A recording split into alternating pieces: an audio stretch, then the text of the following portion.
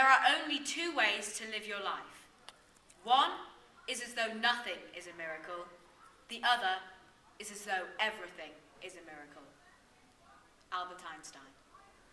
I am speaking mere weeks after the death of Keith Floyd, a chef cum presenter, whose name should go down in the history books as one of the world's greatest bon viveurs. This French phrase is often misconceived to mean a glutton, but the actual dictionary definition of bon viveur is a good fellow, a jovial companion, and a free liver. Mind you, judging by the amount of wine that Keith Floyd drank, you could hardly describe his liver as free. We are told that we live in a free society, where anyone from any background or any race is free to become whatever they please. Yet we still fence ourselves into a small corner of life, inhibited by our own petty fears and beliefs. Why are we living in moderation when there are so many wonderful things in life for us to grasp hold of?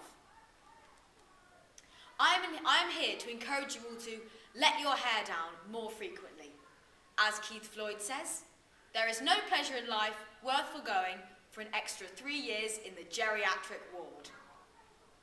The effects of the economic downturn has sucked the pizzazz out of many people's lives. Through no fault of their own, the prices of food, amenities, and entertainment is orbiting the stratosphere. But life doesn't cost. Fun is not brought or borrowed, but created. Fun can be found anywhere, even in the most adverse situations. A bit of wartime spirit and patriotism is what this country needs to drag itself through the emotional times of the crunch. This is a chance to eschew material goods and instead hark back to some of the values of a bygone era. Some of the richer and oft forgotten characteristics of life, such as friendship, humour, and benevolence, are the new goods to be valued and treasured for the positive thinker, and are precious gifts to be given at times of celebration. Some of you may be thinking that what I'm saying has no concept of ethics, sharing, or ending world poverty.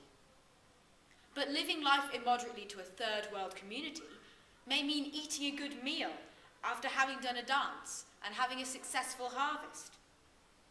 There is an assumption in our westernized lifestyle that immoderate living is decadently consumerist.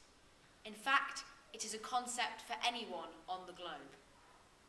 Immoderation is all in proportion, according to everyone's individual lifestyles.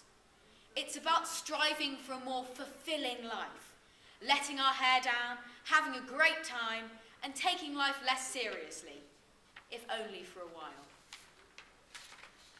However, living life to the full is now deemed somewhat incompatible with government-approved standards. Keith Floyd's edgy remarks and glasses of wine had the political correctness police seething, but they are hardly ambassadors for fun and bonhomie. Floyd, the greatest practitioner of bonhomie, took the view that it was his life and up to him how he lived it. This is an example to us all. Let us all take the lead of Floyd. Let us not keep our heads down or accept interference from the state.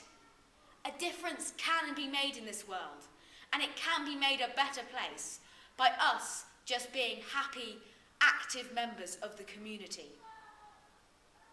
For life is a one-shot experience. No return tickets or second chances. When a moment is over, it's gone forever. If we do not seize these moments, take risks, then we will find life slipping away from us in hours of colourlessness. So make the most out of all opportunities in life. Before your number's up, your life flashes before your eyes, and your last thought is, that was really boring. Our fears are there to be embraced and overcome, not cowered away from.